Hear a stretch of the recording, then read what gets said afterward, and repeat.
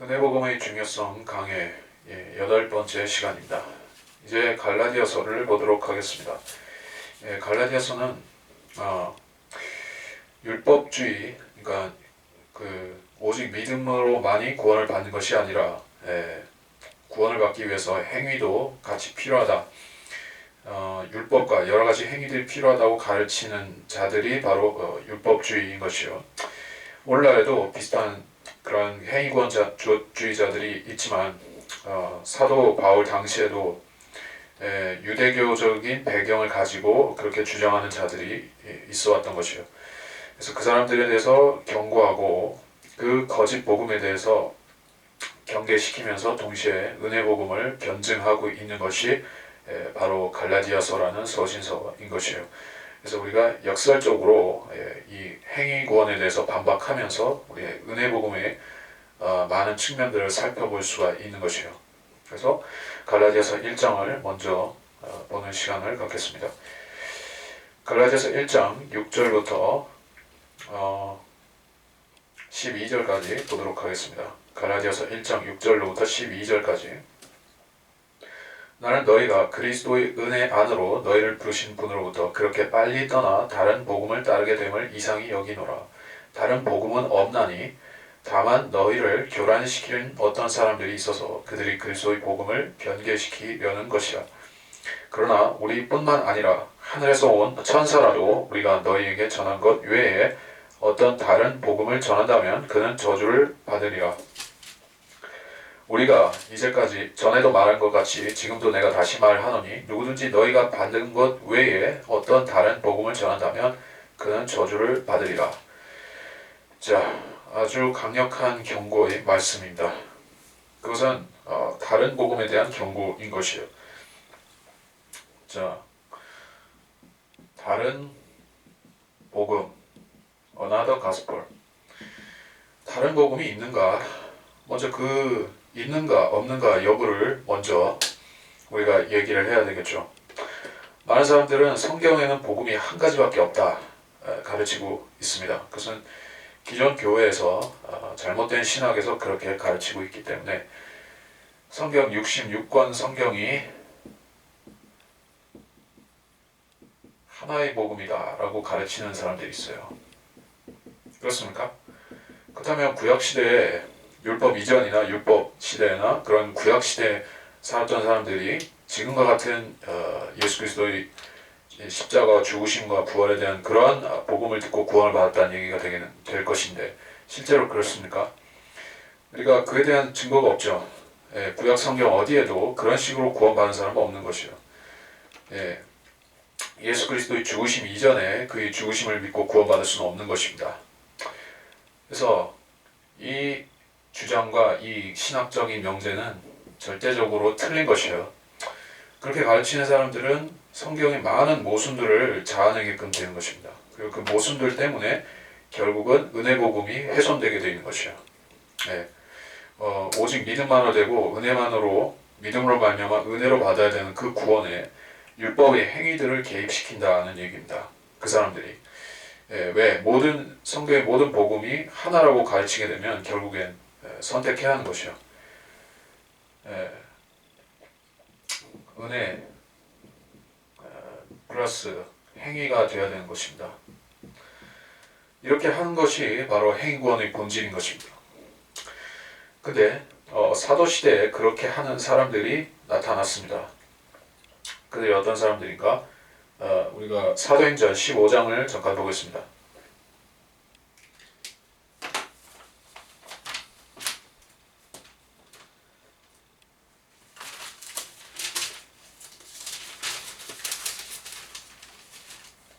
사도행전 15장 1절로 5절.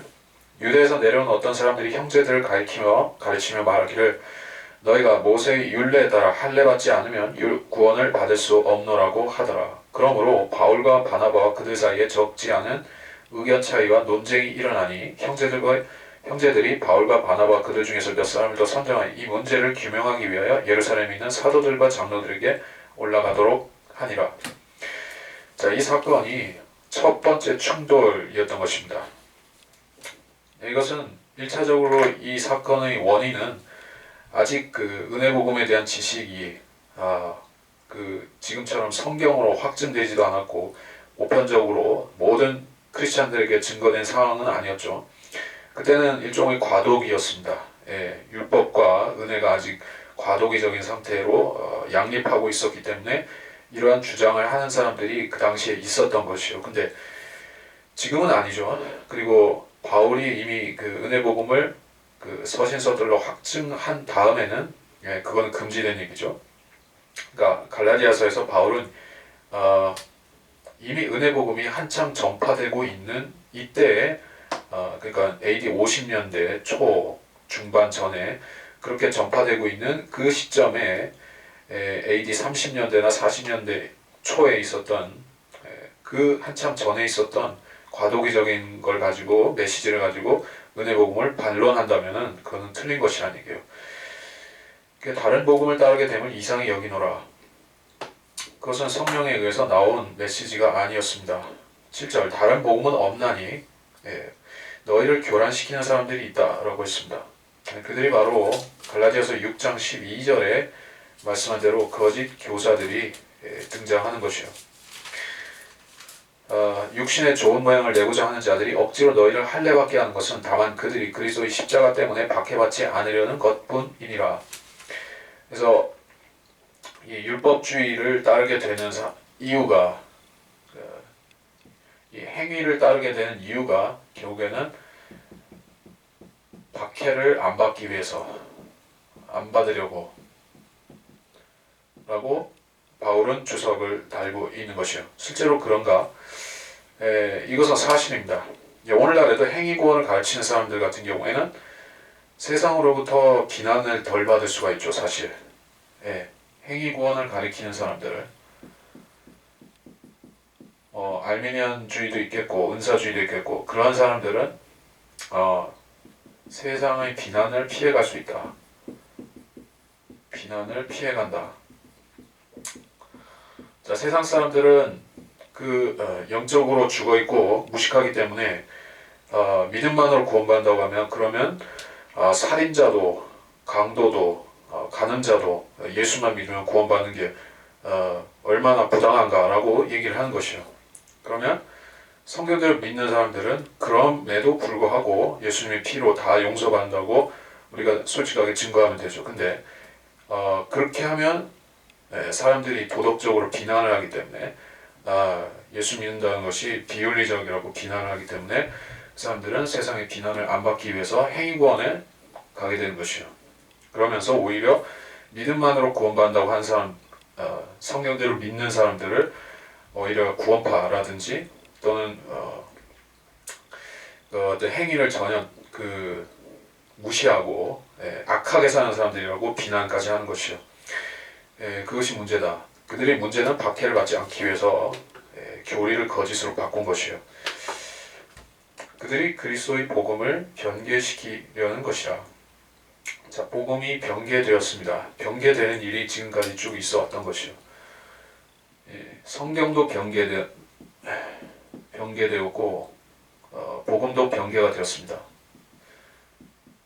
성경 변개가 복음의 변개가 같이 일어났습니다. 특히 지금의 라오디케아 시대에는 성경도 변개된 것을 쓰고 있을 뿐만 아니라 복음도 완전히 변개되기 이른 것이요. 지금 제대로 성경대로 은혜 복음을 정확하게 어떤 누룩을 섞지 않고 증거하고 있는 사람들은 사실은 복음주의라고 하는 사람들은 그 사람들은 영향력이 미미해졌죠. 왜냐하면 시대를 나누지 않는 사람들, 시대를 나누지 않으면 은혜 복음의 당위성이 약화가 되는 것이요. 왜 은혜만으로 구원을 받을 수 있는 시대인가? 왜 하나님께서는 구약 시대는 그렇게 안 하셨고 왜 사도 바울을 통해서 우리가 현재 믿는 복음을 주셨으며 왜 대환란 때는 그렇지 않은가? 그리고 앞으로는 영원 시대는 또 어떻게 되고 이러한 것들을 시대를 나눠서 살펴봐야지 지금 이 시대의 은혜 복음은 하나님께서 왜 주셨는가 하는 그 사실까지도 인지할 수 있을 텐데 시대를 비교하지도 않고 살펴보지도 않으면 알 수 없다는 것이에요. 그래서 그런 사람들은 복음을 변개시켜도 무감각한 것입니다. 모든 시대의 복음은 다 똑같다라고 하기 때문에 행위를 집어넣는 사람들의 그런 수수에 당할 수 있다. 그렇게 되지 않기 위해서 우리는 시대를 올바로 나눠서 성경을 공부해야 한다는 것입니다. 8절 그러나 우리뿐만 아니라 하늘에서 온 천사라도 우리가 너에게 전하는 것 외에 다른 복음을 전한다면 저주를 받는다. 천사라도 실제로 천사가 복음을 전하는 경우가 계시록 14장 6절에 나오죠. 그건 실제로 대환란 때 천사가 복음을 전하는 것입니다. 근데 이 시대에는 천사가 복음을 전하도록 맡겨지지를 않았죠. 애초에. 그래서 우리가 이 시대, 교회 시대에 거짓 선지자를 분별하는 가장 좋은 방법 중에 하나가 그 천사 숭배, 성경에도 경고하고 있는 천사 숭배인 것이요. 천사들을 숭배하는 일이 지금도 있습니다. 자, 그에 대해서 보면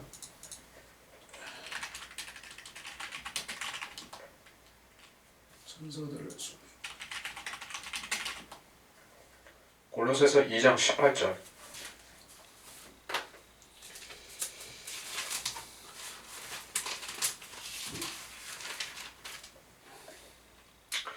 아무도 자의적인 겸손과 천사들을 숭배함으로 너희의 상을 속에 빼앗지 못하게 하라. 그는 보지 않은 것을 억지로 주장하고 자기 육신의 생각으로 헛되이 거장하며 천사들을 보았다. 천사로부터 그 성경에 없는 새로운 메시지를 들었다. 천사가 나타나서 새로운 복음을 제시했다. 이렇게 가르치는 사람들 말하는 것이죠. 가장 대표적인 사례가 몰몬교의 그 천사 숭배자들이죠. 그들은 모로나이라고 하는 천사가 새로운 성경을 줬다고 해서 그를 몰몬경으로 만들었습니다. 그 내용은 그 거짓 유대교, 부패된 거짓 유대교와 자칭 사도 그런 사상들이 들어있는 것이요. 그리고 사실은 이슬람의 마호메트도 그 미카엘 천사 가브리엘 천사를 흉내내는 그 악령에 의해서 거짓 계시를 받았습니다. 그런 자들이 성경적인 은혜 복음을 대적해서 자신만의 천사를 통해서 받았다고 하는 새로운 것들을 전파할 때 세상 사람들은 그것이 영적으로 들리기 때문에 천사가 줬다고 받아들이기 때문에 속는 것이에요. 그러나 성경은 경고하는데 천사가 그것을 줬다고 해서 더 신빙성이 생기는 건 아니다라는 것이에요. 이 시대에 우리가 받은 은혜의 복음은 천사보다도 더 권위 있는 매체, 즉 그 성령의 직접적인 계시를 통해서 우리한테 주어진 것입니다. 천사가 줬다고 해서 더 무슨 가치가 있는 것 같이 생각하는데 절대 아니다는 것이에요. 그 악한 천사도 있죠. 사실은 지금 그러니까 거짓 악한 천사가 나타나서 사탄의 메시지를 전한다고 해도 그 자연인들은 전혀 그걸 눈치챌 수가 없습니다. 어떤 다른 복음을 전한다면 그는 저주를 받으리라. 자, 바울은 다른 복음이 있다라고 강조하고 있어요. 다른 복음이 있다. 근데 7절에서는 다른 복음은 없나니라고 했습니다. 그러니까 여기서 있나니, 없나니, 그러니까 없나니라고 여기서 강조한 것은 그것은 구원을 위한 하나의 합법적이고 유효한 수단이 절대로 될 수가 없는 것이다. 가짜다라는 것이요.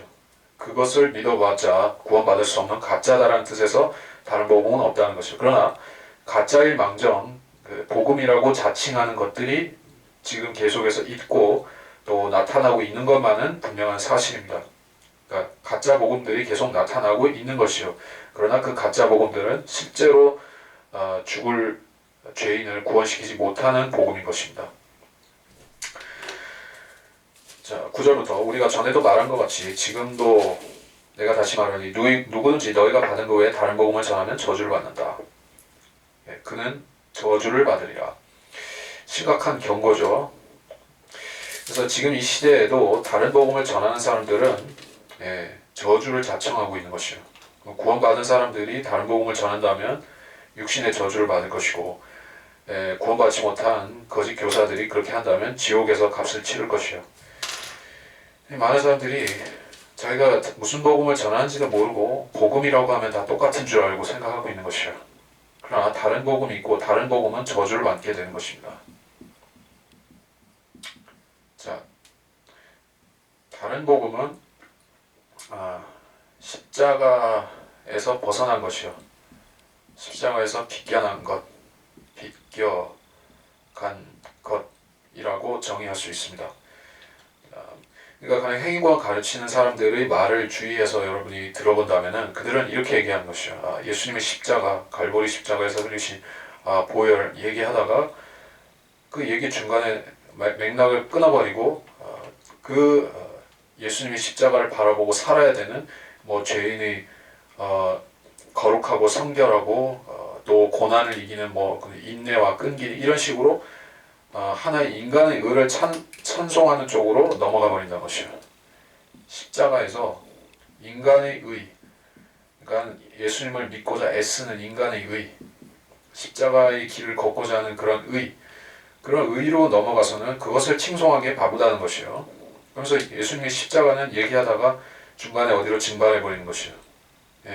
거기 완성된 구속이 있고 거기서 완성된 죄사함이 있고 거기서 죄인들을 위한 완벽한 속죄가 이루어졌고 이걸 증거하는 것이 아니라 십자가에서 예수님이 처절하게 고통을 당하셨고 우리를 위해 죽으셨고 이 얼마나 눈물 나는 사실인가 하다가 어느 순간 그것을 믿는 것으로 충분치 않고 십자가를 따라 살아야 되고 인간의 의를 찬송하기 시작하는 것이요.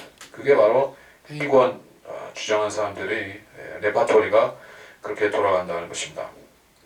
십자가를 전하는 척하다가 겉다르고 속다른 식으로 용도삼이라고도 할 수 있고 십자가에서 시작해서 인간의 의로 끝나는 거짓 교리인 것이요. 그것이 다른 복음입니다. 내가 사람들에게 10절 이제 내가 이제 사람들에게 호감을 사랴 아니면 하나님께 사랴 아니면 내가 사람들을 기쁘게 하려고 하겠느냐 내가 아직도 사람들을 기쁘게 하려고 한다면 나는 그리스도의 종이 아니니라. 복음은 사람들의 자연인들뿐만 아니라 영적으로 성숙되지 않은 사람들까지도 그 은혜 복음을 증거하면 사람들이 미움을 받는다는 것이요. 은혜 복음을 증거하면 하나님은 기뻐하시죠.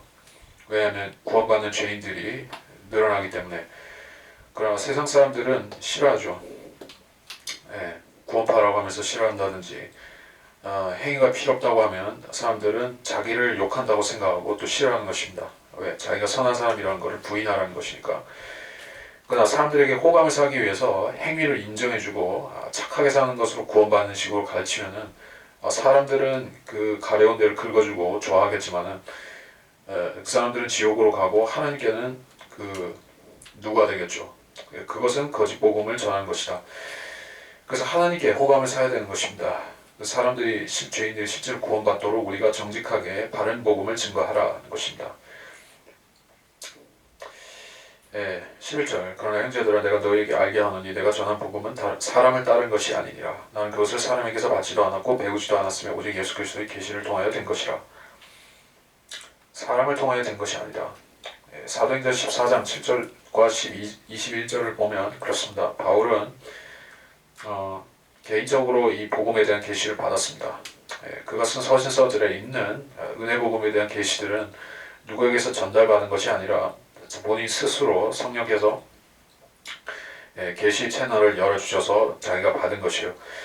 그래서 이것은 나에게서 나왔다라고 한 것이 아니라 그리스도의 계시를 통해서 받은 것이라 라고 바울은 증거하고 있습니다.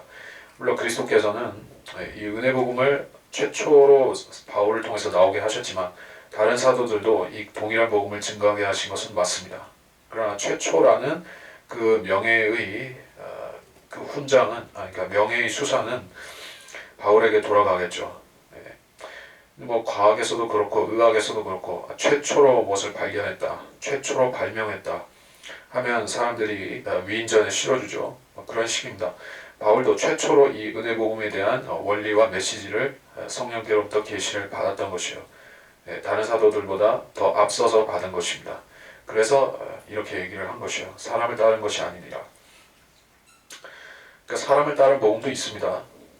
그리고 사람들을 기쁘게 하려고 하는 그 은사주의라든지 번영신학 같은 짝퉁 복음들도 있습니다. 내가 전한 복음, 바울은 하나님부터 직접적인 계시를 받아서 이 복음을 전하지만 오늘날에는 선지자도 사도도 더 이상 없기 때문에 우리는 성경에 의존해서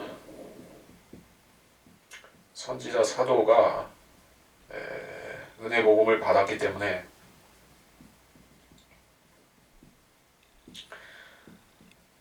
우리는 그 메시지를 성경을 통해서 항상 확인할 수 있는 것이에요. 여기서 더 깊이 파고 들어가서 뭐 2차적인, 3차적인 무슨 의미를 추출해내고 그런 식으로 복음을 만드는 게 아닙니다.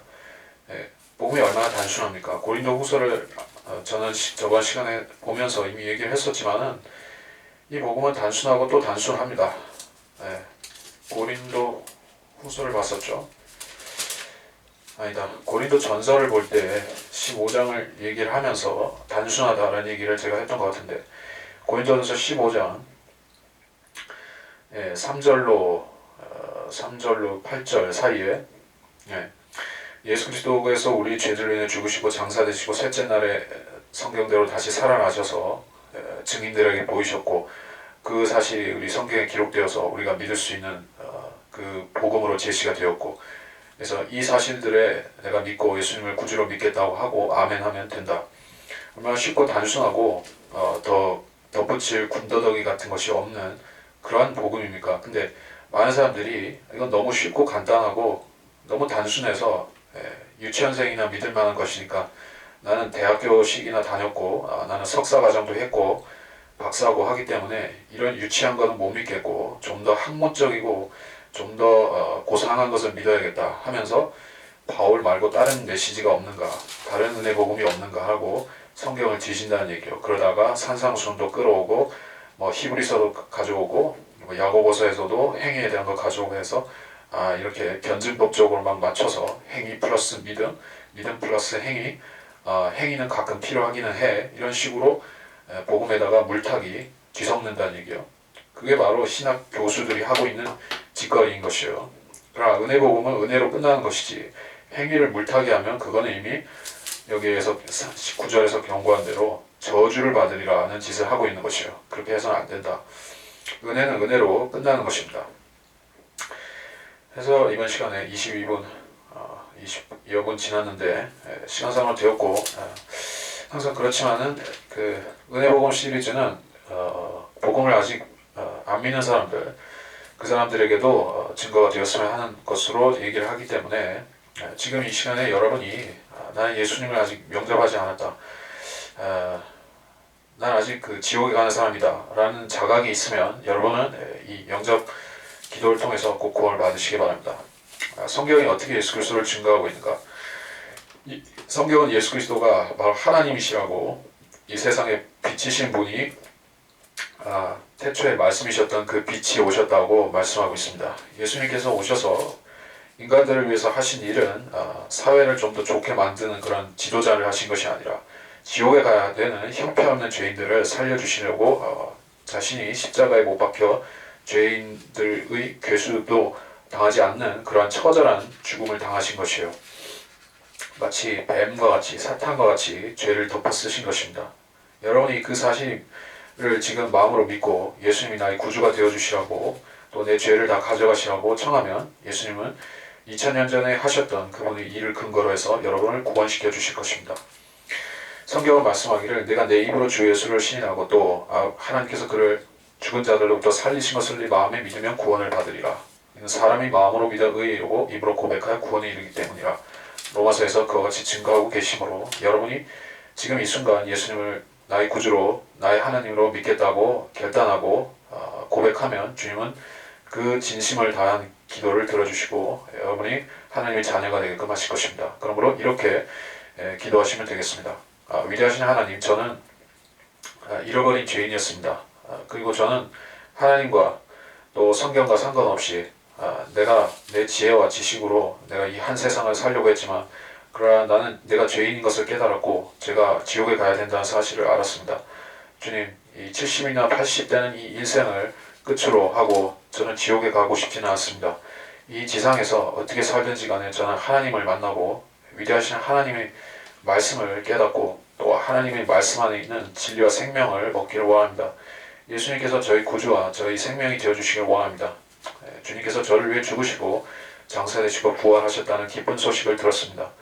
주님께서 저를 위해 귀한 피를 흘려주셨다는 사실을 들었습니다. 그러므로 저는 주님의 보혈의 능력을 힘입어 주님께 간청하니 저를 구원시켜 주시고 하나님의 아들로 받아주시기를 원합니다. 주 예수 그리스도 이름으로 기도합니다. 아멘. 이렇게 하셨으면, 진심으로 기도하셨으면 여러분 이제 하나님의 자녀가 되신 것입니다. 꼭 성경대로 믿는 믿음으로 여러분이 바른 하나님의 말씀 한글 킹제임스 성경을 기초로 해서 신앙생활을 해 나가시기를 바랍니다. 이번 시간은 여기서 마치겠습니다.